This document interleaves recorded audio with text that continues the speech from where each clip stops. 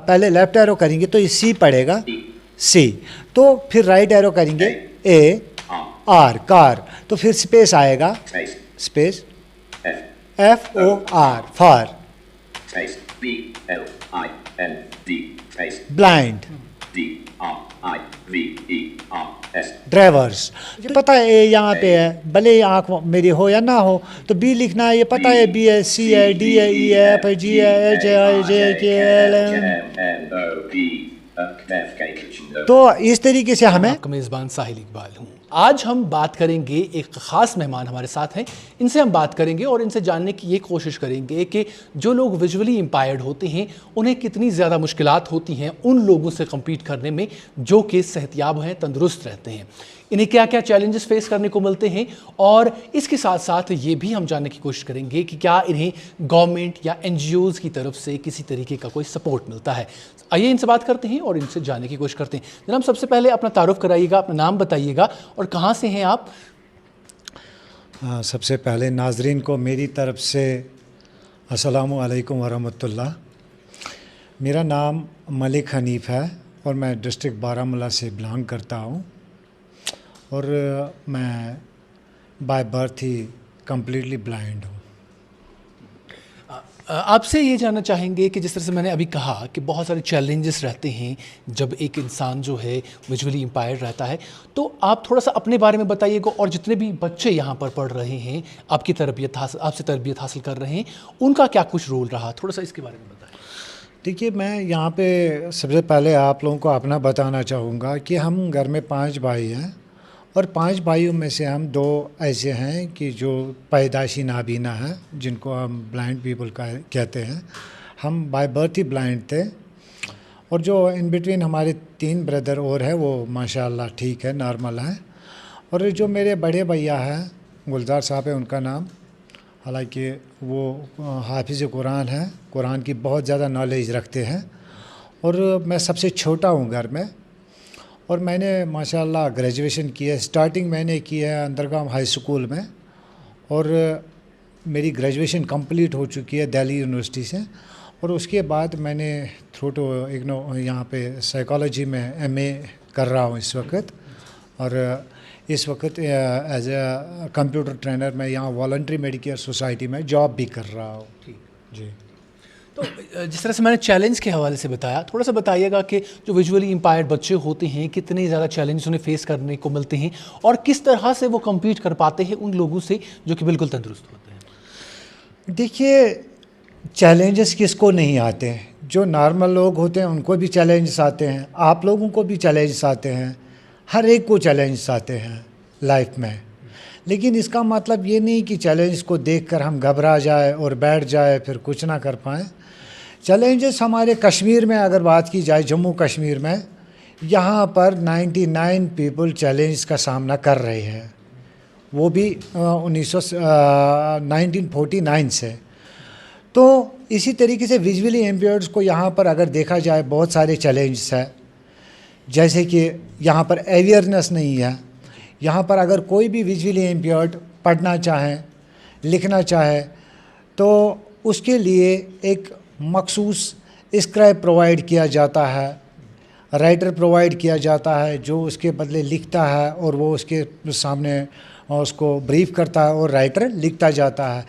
लेकिन बदकिस्मती से मुझे कहना पड़ रहा है, यहाँ कश्मीर के अंदर पहले ब्लाइंड को 10 दिन 12 दिन उसको एक बोर्ड से स्कूल तक, स्कूल से लेकर बोर्ड तक दौड़ाया जाता है कि आप वहाँ से ये कागज़ लाओ, यहाँ से ये कागज़ लाओ, तब जाके उसको राइटर प्रोवाइड किया जाता है लास्ट वाले दिन पे, जिस दिन एग्ज़ाम होता है। और उसमें बहुत सारे चैलेंजेस ब्लाइंड्स को ये आते हैं, जहाँ पर उसको फॉर एग्ज़ाम्पल 100 रुपया किराया लग जाता है, उसको वहाँ पर 1000 किराया लग जाता है।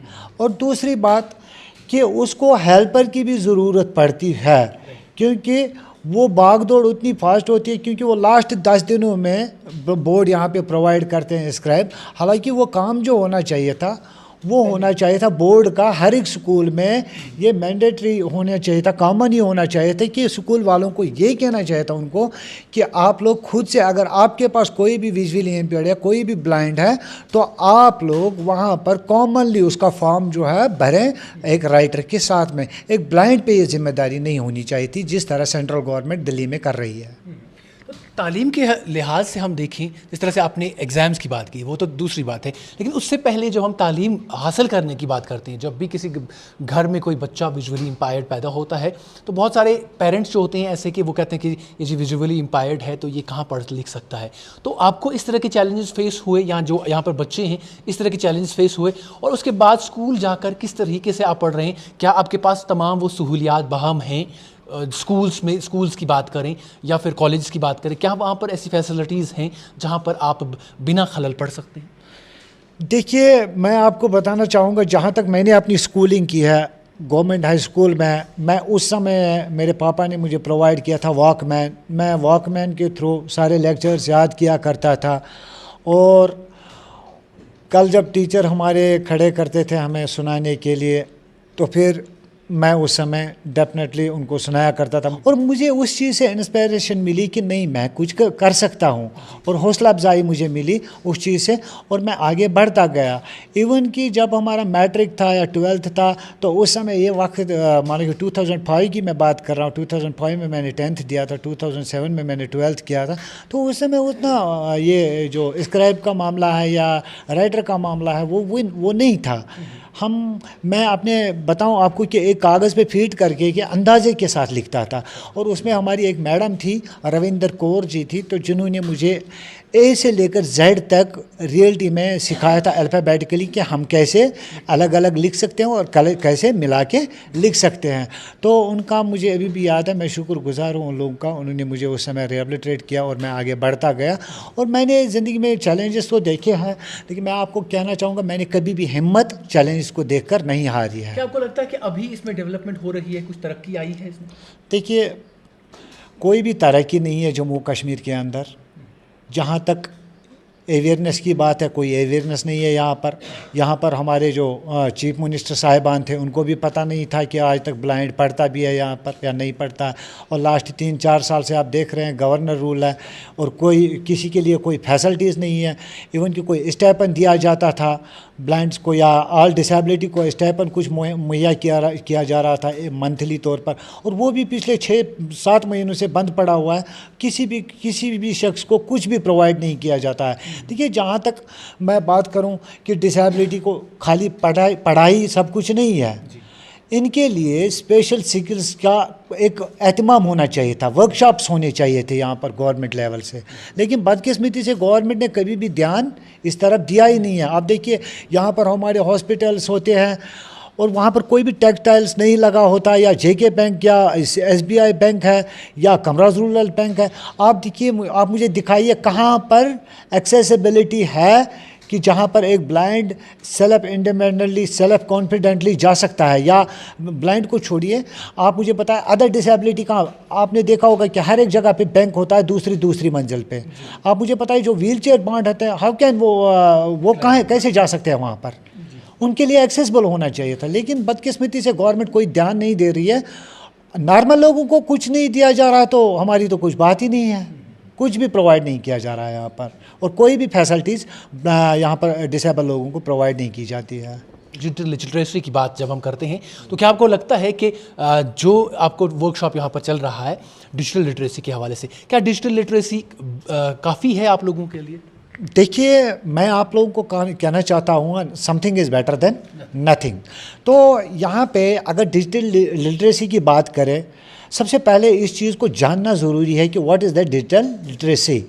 डिजिटल लिटरेसी एक ब्लाइंड के लिए बहुत इम्पॉर्टेंट है, क्योंकि दे कैन नॉट सी, वो देख नहीं सकते, तो वो इस चीज़ का लाभ कैसे उठा सकते हैं कानों से।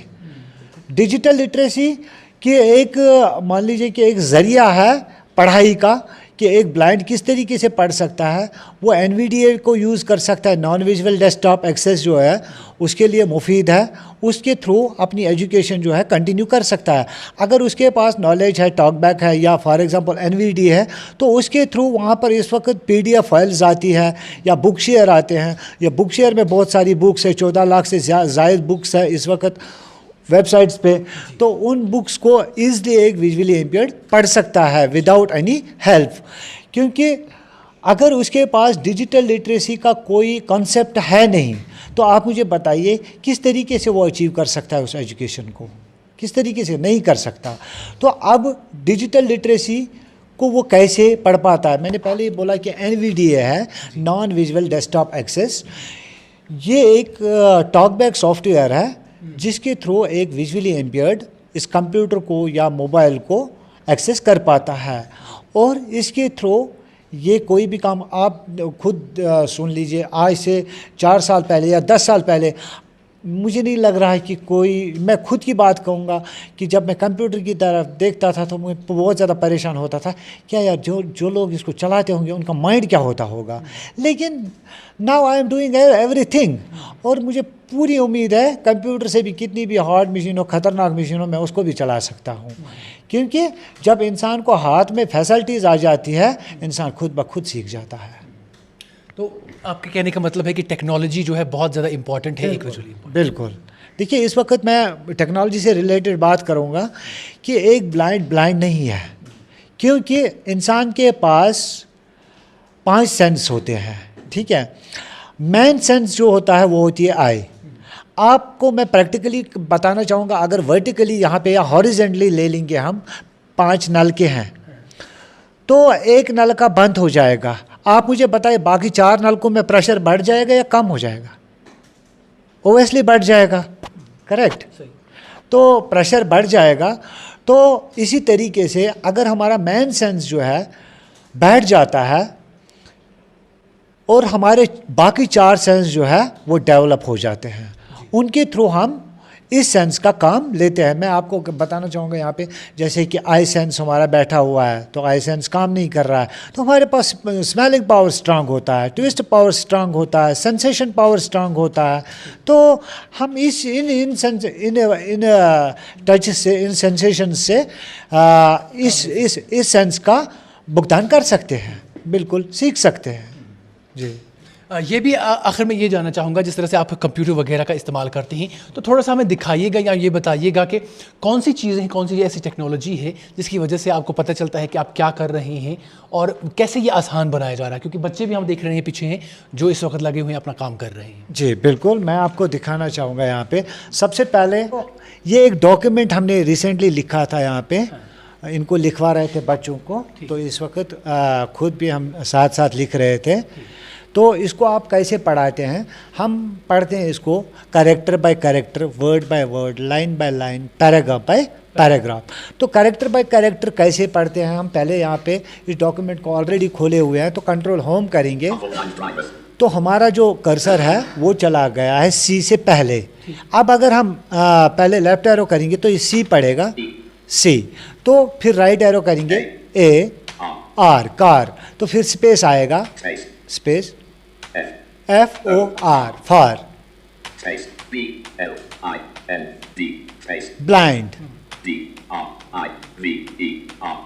ड्राइवर्स।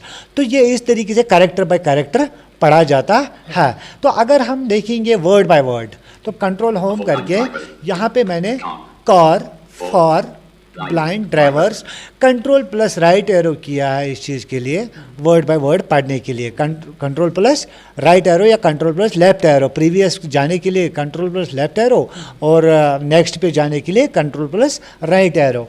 तो इस तरीके से हम पढ़ते हैं character by character, word by word. अब लाइन बाय लाइन हम सिर्फ अप एरो या डाउन एरो को इस्तेमाल कर सकते हैं। तो इसने एक लाइन पूरी तरह पढ़ी। इसमें आपको मैं यहाँ पे रोकना चाहूँगा, अगर आप जो कीबोर्ड इस वक्त इस्तेमाल कर रहे जी। हैं, थोड़ा सा ये बताइएगा कि कीबोर्ड किस तरीके से आपको पता चलता है कि आप कौन सा बटन दबा रहे हैं? देखिए, सबसे पहले हम इनपुट हेल्प यहाँ पर ऑन करते हैं, इंसर्ट 1 दबा के। Input help on. तो इनपुट हेल्प ऑन हो गया, तो ये मुझे सिर्फ खाली हेल्प करेगा, ये कुछ नहीं लिखेगा। जैसे मैंने कीबोर्ड याद पर रखा, तो सबसे पहले हम बच्चों को सिखाते हैं कि कीबोर्ड के 3 पार्ट होते हैं। पहला जो होता है वो फंक्शनल पार्ट होता है, और दूसरा होता है न्यूमेरिकल अल्फ़ा, और तीसरा जो होता है वो नम होता है, नम पैड। तो इन 3 पार्टों को, इनके बारे में हम इनको इन्फॉर्मेशन देते हैं। फंक्शनल का काम क्या होता है, या न्यूमेरिकल अल्फ़ा का काम क्या होता है, और नम पैड क्या काम करता है। जैसे कि फॉर एग्जांपल हमारे पास F1 है, F1 से हम क्या करते हैं, म्यूट करते हैं अपने लैपटॉप को। लेकिन ये कैसे पता चलता है आपको कि F1 कहाँ पे है? ये हमें पता चलता है इस तरीके से, क्योंकि आप देखिए, सबसे पहले हम कंप्यूटर के कीबोर्ड का इनपुट हेल्प ऑन करके एक्सप्लोर करते हैं। जैसे कि F1, F1, F2, F3, F4, F5, F6, F7, F8, F9, F10, F11, F12. तो F12 NVIDIA हमें बता रहा है कौन सी की कहाँ पे है। तो इसको एक्सप्लोर करके हम याद रखते हैं कि हमारी फिंगर्स पे भी पता होना चाहिए कि हमारी फिंगर्स पे, जैसे कि मेरी ये लिटिल फिंगर है, तो इस पे कौन सी की मुझे आएगी। जैसे कि इस पे Q आता है, A आता है, Z आता है। तो इस चीज़ से हमें पता चलता है इस पे क्या आएगा, इस पे आएगा W आएगा, S आएगा या X आएगा। जी, तो इसी तरीके से हम याद रखते हैं कि इस फिंगर पे कौन सा अल्फ़ाबेट आएगा। तो यहाँ पे मैं आपको बताना चाहूँगा कि उसके बाद हम बच्चों को सिखाते हैं कि हम किस तरीके से कीज़ को अपने मान के हाथ में ले लें। तो हम उनको पहले हाथ सिखाते हैं, यहाँ पे F और J पे कोई सिंबल लगा होता है, थोड़ा सा हल्का सा, तो उनको हम बोलते हैं कि जो इसके बीच में G और H है, ये रेस्ट कीज़ है, इनको छोड़ना पड़ता है। आपको G और J पे ये वाली इंडेक्स फिंगर्स रखनी पड़ती है, फिर आपको हाथ में सारी फिंगर जो कीज़ है वो आएंगी। तो मैं आपको यहाँ पे बताना चाहूँगा हम किस तरीके से टाइप करते हैं। NVDA+1, input help off. तो मैं सबसे पहले यहाँ पे कंट्रोल शिफ्ट एन करूँगा, नोट पैड खोलूँगा फिर से एक। Notepad. हाँ, मैंने नया एक विंडो खोला है नोट पैड का दूसरा। तो यहाँ पे अब मुझे लिखना है। फॉर एग्जांपल मैं लिखूँगा ए, तो मुझे पता है ए यहाँ पे है, भले आँख मेरी हो या ना हो। तो बी लिखना है, ये पता है बी है, सी है, डी है, ई है, एफ है, जी है, एच है, आई जे के एल एम। तो इस तरीके से हमें पता होता है कि कौन सी की कहाँ पे है। तो अगर फॉर एग्जांपल हमें अब इस चीज़ को डिलीट करना है, तो मैंने सिलेक्ट ऑल किया कंट्रोल ए करके, तो यहाँ से डिलीट की कर दी, तो हो गया डिलीट। तो इसी तरीके से कॉपी पेस्ट, फॉर एग्जांपल यहाँ पे हमारा ये कार फॉर ब्लाइंड ड्राइवर्स मैंने ऑलरेडी लिखा हुआ है यहाँ पे, ये हमारी ऑडियो टाइपिंग थी, तो यह हमने यहाँ पे नोट कर दिया है। अब अगर हम यहाँ पर इसको सिलेक्ट करना चाहेंगे, कंट्रोल होम किया, तो यहाँ पर इस लाइन को मैं सिलेक्ट करना चाहूँगा। यहाँ पर हम लाइन को कैसे सिलेक्ट कर सकते हैं, पहले होम करेंगे, फिर शिफ्ट एंड करेंगे, तो कंट्रोल सिलेक्ट करके कंट्रोल सी करेंगे। कंट्रोल सी किया, यहाँ से आल्ट टैब किया, हम चले गए ब्लैंक डॉक्यूमेंट पे। आप देख सकते हैं ये नोट पैड ब्लैंक है, इस पर कुछ लिखा हुआ है नहीं लिखा है। तो यहाँ पे हम क्या करेंगे, कंट्रोल वी करेंगे, कंट्रोल वी, तो आप देख सकते हैं ऊपर लाइन आ गई, कार फॉर ब्लाइंड ड्राइवर्स।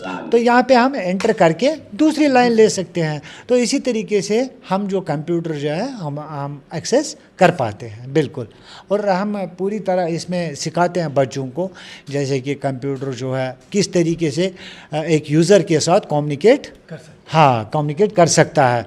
अब जो है लेटेस्ट टेक्नोलॉजी आ गई, लेकिन जब आपका दौर था तो क्या आपने भी इसी तरीके से इसी टेक्नोलॉजी से सीखा था? देखिए, मैंने इस टेक्नोलॉजी से नहीं सीखा था, रियलिटी बताऊं मैं उस समय इतना नहीं था। लेकिन उस वक्त मेरे भैया जो थे ब्लाइंड, उन्होंने 1978 में कुरान शरीफ को पढ़ा है थ्रू टू कैसेट। उनको उस समय दादाजी हमारे सऊदी अरब गए थे, तो उन्होंने उसके लिए टेप रिकॉर्डर कैसेट्स लाए थे, तो फिर उनको कुरान शरीफ जो है पढ़वाया, याद करवाया। तो उसी तरीके से मैंने भी वही बेनिफिट लिया, मैंने भी वही उसी का फ़ायदा उठाते हुए आगे पढ़ा। और मैं उस समय लेक्चर वगैरह जो है रिकॉर्ड करता था और उन लेक्चर्स को याद करके फिर ब्रीफ करता था, या राइटर जो होते थे उनको फिर यूनिवर्सिटी के अंदर बोलता था तो वो लिखते जा रहे थे। बाकी कोई ख़ास डिवाइस उस समय नहीं था। लेकिन इस वक्त जो है दुनिया बहुत आगे जा चुकी है। मेरी नज़रों में इस वक्त कोई भी ब्लाइंड नहीं है, क्योंकि वो टेक्नोलॉजी, हाँ बिल्कुल, वो टेक्नोलॉजी का फ़ायदा उठा करके आगे जा सकता है। बहुत शुक्रिया बात करने के लिए। तो नाज़रीन किराम, ये है एक ख़ास मेहमान आज हमारे साथ बात कर रहे थे, और जिस तरह से उन्होंने कहा कि आज के ज़माने में कोई भी नाबीना नहीं है अगर उसके पास टेक्नोलॉजी है, और इससे इम्पॉर्टेंट ये है कि अगर उस टेक्नोलॉजी को उसे इस्तेमाल करना आता है। तो नाज़रीन किराम, उम्मीद करते हैं कि आज की ये गुफ्तगू जो हुई आपको पसंद आएगी, और साथ ही साथ इसमें ये एक भी मैसेज है कि जो जिस्मानी तौर पर पूरी तरीके से सेहतमंद अफराद हैं वो भी अक्सर व बेशतर हम देखते हैं हिम्मत हार जाते हैं, लेकिन वहीं जिस्मानी तौर पर माजूर अफराद, जिन्हें हम ख़ास तौर पर स्पेशली एबल्ड कहते हैं, वो आगे आ रहे हैं। वो बिना हिम्मत हारे हर मैदान में बाजी मार रहे हैं, और हमारे लिए और अपने जैसे न जाने कहीं जो बच्चे हैं या बुज़ुर्ग हैं उनके लिए मिसाल कायम कर रहे हैं। तो